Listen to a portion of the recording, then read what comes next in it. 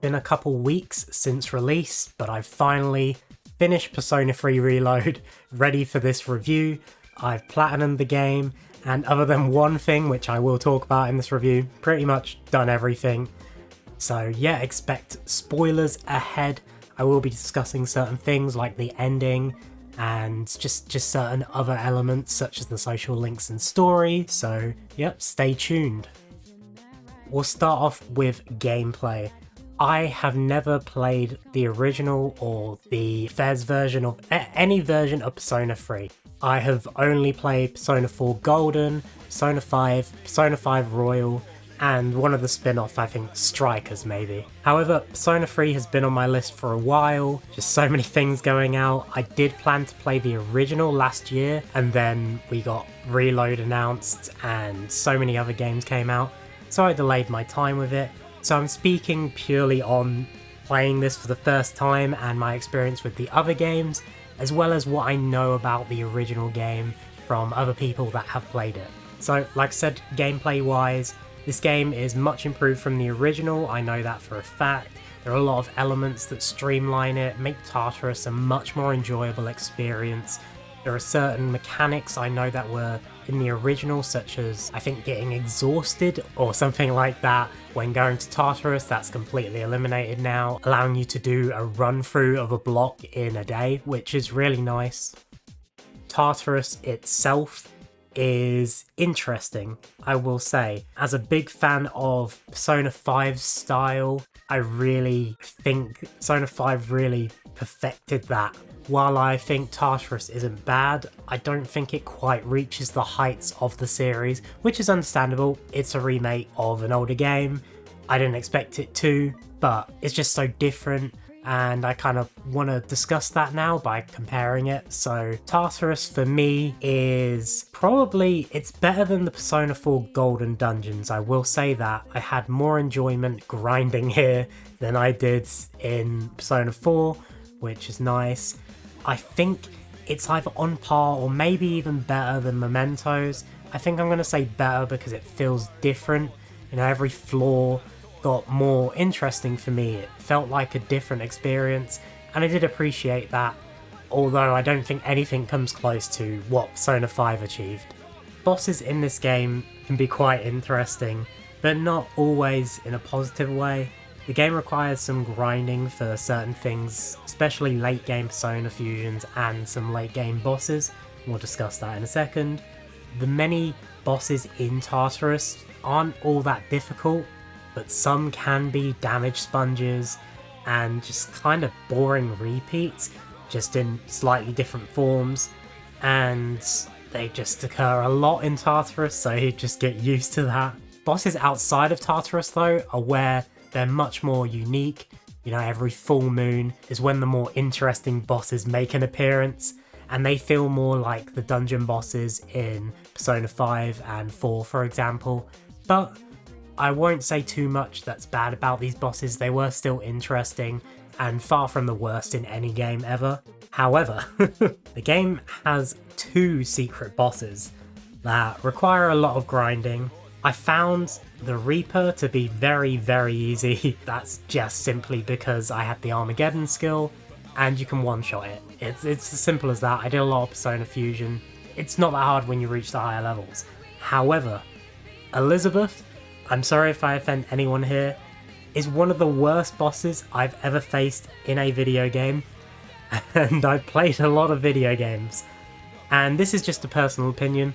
Elizabeth has a reputation, I know, of being more of a puzzle boss, I guess, and being one of the most difficult bosses in the series, as well as the original Persona 3. However, I'd never played Persona 3, so I didn't know this boss existed until near the very end, and I was in for a hell of a surprise, we'll say that. You'll need the strongest persona you can get in the game, Orpheus Telos. There are other ways to do this boss, but they require a lot of grinding, and I'll be honest, I did not complete this boss. I gave up because I wanted to do the review and I wanted to just finish the game. I've been playing it for 90 hours. I did not want to grind for much longer, but yeah, you'll need the strongest personas and the best equipment, and you'll also have to grind for extra skills, gems, to buy equipment, and more that are just essential to battling this boss. I left it so late that, I mean, I left it to the last day, so I did not want to go back and start grinding a few days earlier. I was just content with trying my hardest to beat it with what I had, and when I didn't, I moved on. If I had the energy and Final Fantasy VII Rebirth wasn't on its way soon, I would have probably put the grind in, but I want to do other things before Rebirth comes out, so yeah. I won't hold my painful time fighting Elizabeth against the game, though it'll definitely hurt my pride a little bit. It's definitely a boss to tackle in a new game plus for me in the future, if I ever get around to doing that. Now, let's discuss the story. This is the part I want to talk about the most, I guess. It started really slow, I will say that, and I'm not going to be too negative. This review sounds very negative right now. Trust me, it's not. The game started really slow, and comparing that to Persona 5, Royal, etc., that game started off really strong. Kamoshida's Palace was just a great way to start the game, and I didn't feel that here. It was kind of slow. I didn't really instantly click with the characters, and I know a lot of people dislike the characters in 5. I don't. I really like them, and they feel like they have a lot of life, I guess. And I'm gonna get to the characters here, so before you think I'm gonna slander the characters here, I won't. But I will say Persona 5 handled Persona Awakenings in a lot better way. I was quite disappointed with how a lot of the people just kind of turned up and they already had their personas. You never really got the sense of, you know, like Persona 5 had these epic scenes and each person had like their moment to really shine, I guess. And while that does happen in Persona 3, it feels less epic when it comes to Persona Awakenings, like I said. I guess that might be something to do with the fact that Persona 5 focuses on individual enemies, individual villains at times that have some relation to the main characters, and that's why each character gets that development each time, and it's just more interesting. While Persona 3, you just kind of go through Tartarus fighting random bosses, and then you get to each month and there might be something different with the main boss, and one character maybe links to that boss a bit more. It's just not as interesting, I will say, from a narrative standpoint. Now, I waffled a lot there, but Core Team and Links are great in this game. In fact, the Links might be some of the best in some regards. There are some that are bad, but there's stuff like Akinari, which was really sad, depressing, but at the same time really fit the theme of the game. I was, however, disappointed that there are no full social links for male members of the team. I understand why, however, it was just really, like I said, disappointing. The game does have linked episodes though for these characters. There's about 5 each, and they do a lot, and I mean a lot, to make up for that. It's a really nice replacement. And also, being able to see the team every day and talk to them in the lounge was great. I really liked that element. It made them feel more like a team compared to other games, and I hope Persona 6 maybe takes some of those elements and maybe has the team more involved with each other. I'd really like to see that. Now, this is where we get really good. Story got so much better later on. The back half of the game just was so interesting. I was really excited to see what would happen when Strega started to get introduced, when the Fool started to come into it, when characters like Aigis got introduced as well. It just all started to come together. There was really emotional moments. It's definitely the darkest story of the 3 that I've played, but it has one of the best lead-ups to the finale in the series. The ending itself was really bittersweet and very depressing in parts. I'm really hoping for extra content similar to how they did the answer in the original game. I know a bit about that.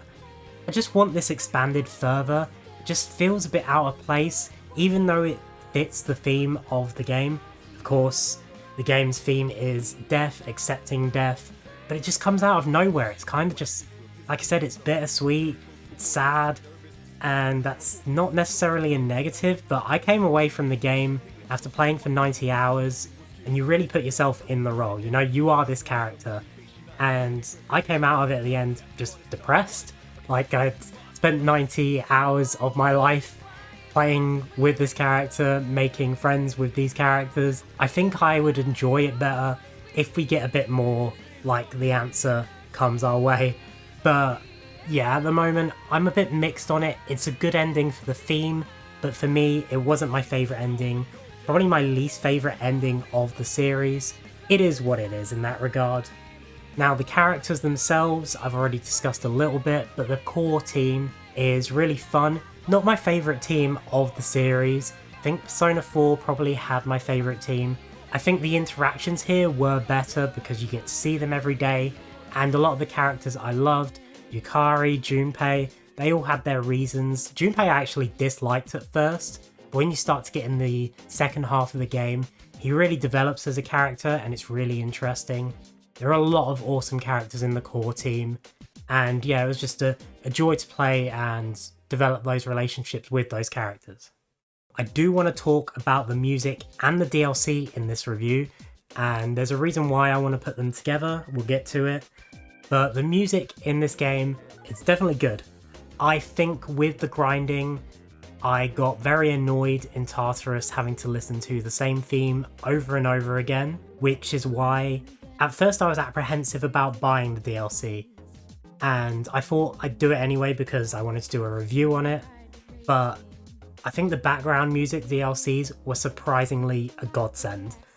I already had the Persona 4 one from pre-ordering the game, but the Persona 5 one was awesome as well. Being able to use those as the background music, of course, for Tartarus while I was grinding, while just going through the game, was just so much better. Really elevated it. I loved listening to songs like Rivers in the Desert. Those are great DLCs. Do I think they should have been DLCs? Not necessarily. I think they were cheap enough to where I am okay with it, but yeah, maybe they could have just been an extra bit of content in the game. I think for me, Persona 3 might have the weakest music in the games, just kind of the battle theme and stuff. I still think it's good, I just think it's probably the weaker of the three. The other DLC involved costumes and personas, and I think they're good in their own right. I loved using the Persona 5 costumes, and I kept those on pretty much the whole time. I also used the DLC personas and enjoyed my time with them. I didn't use them until later on, just to keep it fair and balanced, I guess, but they were very useful and helped with the grinding in the game. I just wanted to enjoy my time. I'm not trying to do everything by the book, you know? So yeah, there were nice additions. Not necessarily worth it though. I do think the music was worth it. Now, my overall opinion. You might have seen this review and thought he's really negative, he's comparing it too much to 5 and 4, you know, recency bias. And yeah, kinda, like, I started Persona late, I haven't played 1 and 2, I'm excited to eventually dig into those. I have to compare it to something, right? And I will say, it's not my favourite Persona game. Persona 3 Reload is still an excellent time. Elizabeth aside, that appeals to certain people, doesn't really appeal to me. This game is a 9 out of 10 for me. I wanted to give it a 10, and I was going back and forth. At times, I did have it originally as a 10, but I think when I compare it to Persona 5, like I've been doing, and Persona 4 Golden, those are both 10 out of 10 games for me. And while I loved the back half of this story, it started so slow, I didn't love Tartarus as much as I wanted to, and yeah, it left me on a downer, I guess, and I don't want to be left on a downer after 90 hours of playtime. Get it's the theme of the game, but after sitting on it for a day, I've just changed my mind. I think a 9 is still an excellent score. If I could give it a point rating, it'd be like a 9.5 or something like that. So it would be close, it would be dead middle of 10, 9. I'm gonna stick with a 9 and I'm gonna be happy with it. I hope people respect that. There are gonna be a lot of people that think this is their favourite Persona game, and totally respect that. I'd see why. I just prefer the more upbeat story of Persona 5, and I also prefer like the kind of mystery that surrounded Persona 4 with the serial killer and everything there. I really preferred that, and I think if I was going to rank them on a scale, this is just slightly below. Not necessarily in the story itself, but just the games themselves. Newcomers to the series may prefer to start here, and I think it's an excellent starting off point.